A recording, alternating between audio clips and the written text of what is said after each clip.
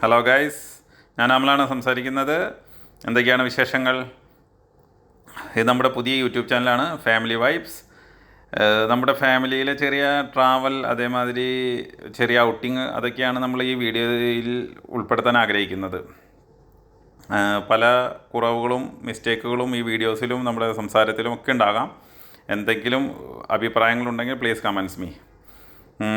അതേമാതിരി ഇപ്പോൾ നമ്മൾ ആദ്യമായിട്ട് ചെയ്യാൻ പോകുന്നത് UAE തന്നെ ഫുജൈറയിലുള്ള ഫുജൈറ ഫോർട്ടിലേക്ക് നമ്മൾ പോയിട്ടുണ്ടായിരുന്നു. അതിൻ്റെ ചെറിയൊരു വിവരണങ്ങളാണ് ഇതിൽ ഉൾപ്പെടുത്തുന്നത്.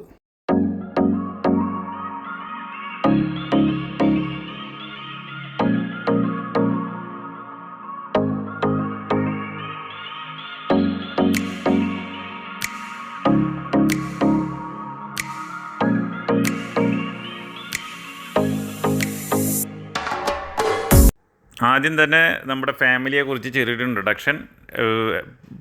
ഫസ്റ്റ് പറഞ്ഞ മാതിരി എൻ്റെ പേര് അമൽ, വൈഫിൻ്റെ പേര് നിത, മകളുടെ പേര് ആര്യനന്ദ.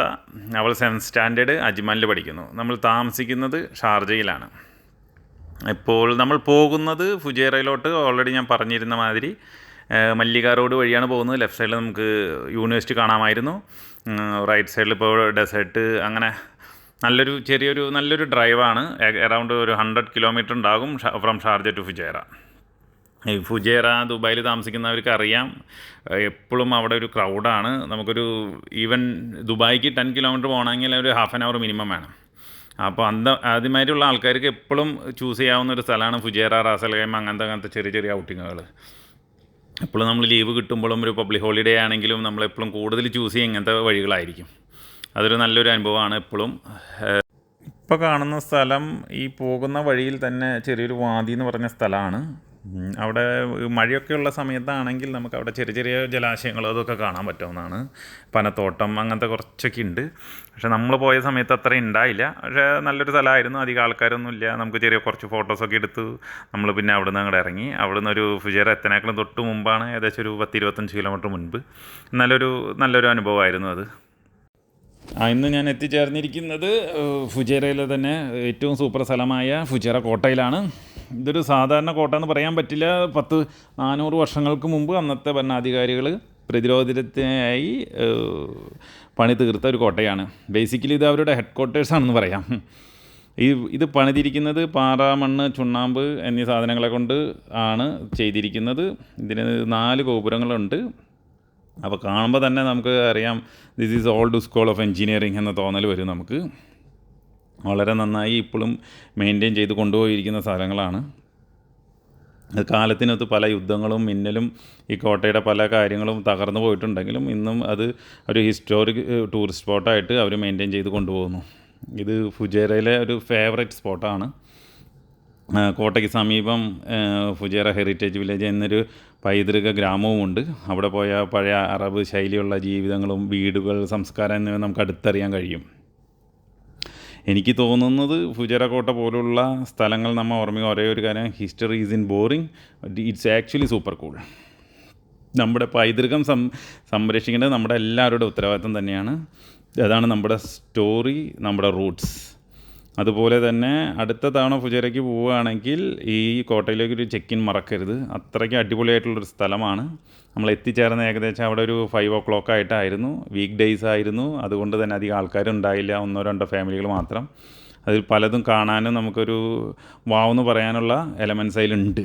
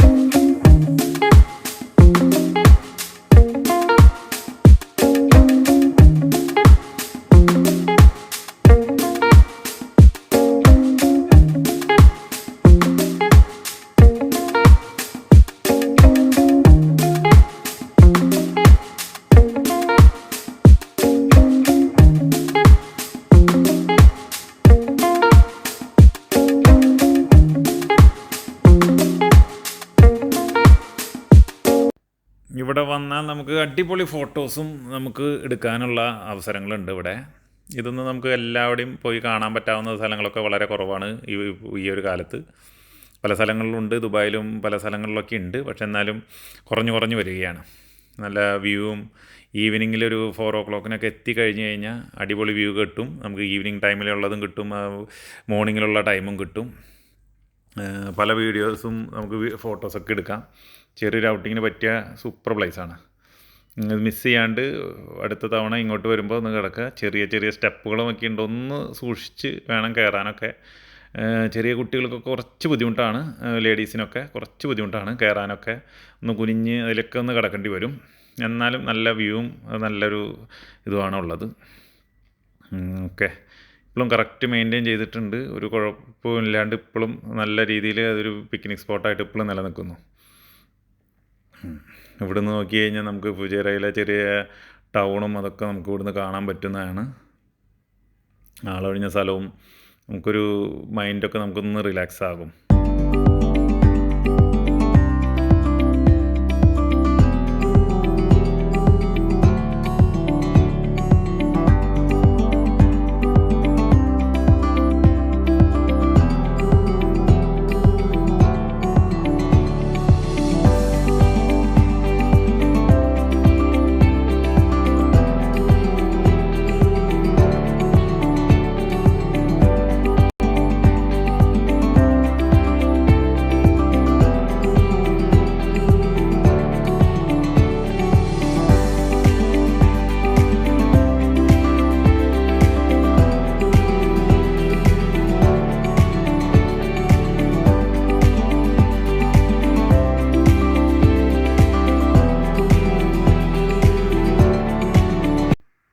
ഇപ്പോൾ ഇവിടെ കുറേ പഴയ വീടുകൾ, ആ പണ്ടത്തെ ആൾക്കാർ താമസിച്ച വീടുകളും അതേമാതിരി ഇപ്പോൾ അവിടെ അവിടെ പണി ചെയ്യുന്ന ആൾക്കാരൊക്കെയാണ് ഇപ്പോൾ അതിൽ താമസിക്കുന്നത്. വളരെ കുറച്ച് പേര് താമസിക്കുന്നുണ്ട് അവിടെ. ആ പഴയ വീടുകളുടെ മാതൃക ഇപ്പോഴും അവിടെ കറക്റ്റായിട്ട് കാത്തു സൂക്ഷിച്ചിട്ടുണ്ട്. ആ വെള്ളം പോകുന്ന സ്ഥലങ്ങളും അതിൻ്റേതായതും വളരെ ഭംഗിയോടുകൂടി സംരക്ഷിച്ച് വെച്ചിട്ടുണ്ട്. ഒക്കെ നമുക്കിവിടെ വന്ന് കഴിഞ്ഞാൽ എക്സ്പ്ലോർ ചെയ്യാൻ പറ്റും. വളരെ നല്ലൊരു സ്ഥലമായിരുന്നു. ആ വ്യൂവും എല്ലാതും. ചെറിയൊരു കിണറുണ്ട്, അതൊക്കെ നമുക്ക് ഇവിടെ എക്സ്പ്ലോർ ചെയ്യാൻ പറ്റിയ സ്ഥലങ്ങളാണ്. ഇതിലൂടെ നടന്ന് അതിൽ പോയി കഴിഞ്ഞ് കഴിഞ്ഞാൽ നമുക്ക് അവിടുത്തെ പഴയ വീടുകളും അതൊക്കെ കാണാം. ഇത് 1-2 ഞാൻ വീഡിയോ എടുത്തിട്ടുള്ളൂ, പക്ഷേ കുറേ നമുക്ക് കാണാൻ സാധിക്കും അവിടെ. എല്ലാ ഫോട്ടോസും വീഡിയോസും ഞാൻ ഇതിൽ ഉൾക്കൊള്ളിച്ചിട്ടില്ല, വീഡിയോ ഭയങ്കര ലെങ്ത് ആകും. ഇതൊക്കെയാണ് അതിൻ്റെ ഉൾഭാഗവും അങ്ങനെയൊക്കെ. അതോടുകൂടി ഇന്നത്തെ നമ്മുടെ ഔട്ടിങ്ങിൻ്റെ ഇത് തീർന്നു. നമ്മൾ പതുക്കെ ഇത് ഇവിടെ അവസാനിപ്പിച്ച് പിന്നെ നമ്മൾ അടുത്തത് തിരിച്ച് ഷാർജയിലോട്ട് പോവുകയാണ്. ചെറിയൊരു ഡിന്നറും കൂടി കഴിച്ച് കഴിഞ്ഞ് കഴിഞ്ഞാൽ ഇന്നത്തെ ദിവസം അങ്ങോട്ട് ഫിനിഷായി. വളരെ നല്ലൊരു അനുഭവമായിരുന്നു. എന്തായാലും എനിക്ക് വളരെ ഇഷ്ടപ്പെട്ടു. ഓക്കെ, പിന്നെ അടുത്തത് ഭക്ഷണത്തിൻ്റെ വിശേഷങ്ങൾ. അങ്ങനെ അവസാനമായിട്ട് ഷാർജയിലെ ഒരു അറബിക് റെസ്റ്റോറൻറ്റിലെ ഗ്രില്ലും കഴിച്ച് നമ്മൾ ഈ വീഡിയോ ഇവിടെ അവസാനിപ്പിക്കുകയാണ്. ബൈ.